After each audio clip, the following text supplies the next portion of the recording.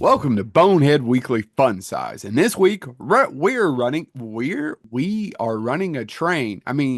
On Chad. Chad. We're talking about train movies with Chad. We're training Chad and James. We're running a train. We Uh, talking about trains and films, what we doing. I Oh, guarantee. that's what it is. I was confused. go, because I don't know how you're going to perfect anything of what you just did. You mean get anything better? That too. Get better Dude, at don't it? even try to correct me after what just came out of your mouth. Go on with your pick. He is so angry, and I didn't even talk to him. My pick is one of the best runaway train movies ever, Runaway Train, 1985. It's said that Canon Films only made three good movies. It's this, Superman 4. 52 pickup, and it stars everybody from John Voight to Eric Roberts. That's pretty much it, actually. It does have Eddie Bunker, who was famous for being in prison and then becoming an actor. And what it's about is this: it's kind of these two escaped prisoners are hot on a high-speed train through Alaska. The driver suffers a fatal heart attack, and the train races out of control through the wilderness, and they're trying to get away. It has the distinction of being the movie that gave us one of the greatest actual characters of all time in film, Danny Trejo. This is where he got into movies, was this movie. So it's a runaway train, never going back. I knew, Wrong, I knew wrong, it. wrong way on a one-way track.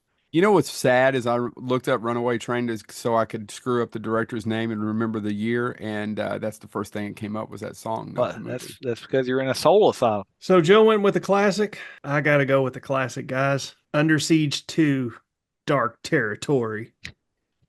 I really wish it was Under Siege 2, still sieging.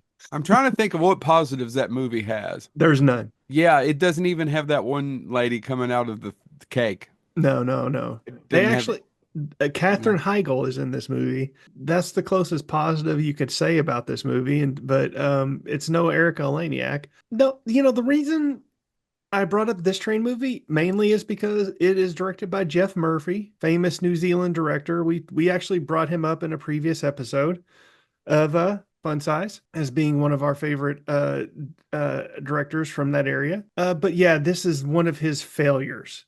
But it is a train movie. It is Steven Seagal, who he's only made two good movies. He's made And two good movies. and Eric Bogosian as the bad guy. Yes, Eric Bogosian. And he does An interesting choice. Yeah. Hey, he was in talk radio. He's an interesting actor and a good actor. Yeah. Interesting choice for that part. There's not a lot you can say about him. James, save me. Gentlemen, you all, what do your little trains do? Do they run on a track, I guess? Oh, good for you. I'm going to talk about a train that does way, way more than that because I had other ones in mind, but it dawned on me I can't talk about trains and not talk about this train because this train is what finally gets Doc Brown back to the future. Oh yeah, that's a good train. Yeah. That train, your train runs on track. Mine runs through time. It I've runs done through seen that time. at the Universal Studios Florida. It's still there. Yep. So I had other ones in mind, but I'm like, man, I love that train. I want a time traveling train, don't you? Who wouldn't want a time traveling train? Chad, Yeah. Yeah, No, but I he would doesn't like a like. train traveling train. you Of don't. course, don't get It me sounds wrong. like I would fun. prefer a car or a dune buggy. And with Ooh, that, we need to write the time traveling dune buggy. Go ahead, Joe. this has been Bonehead Weekly Fun Size. Don't steal our ideas. Time traveling dune buggy, speed buggy.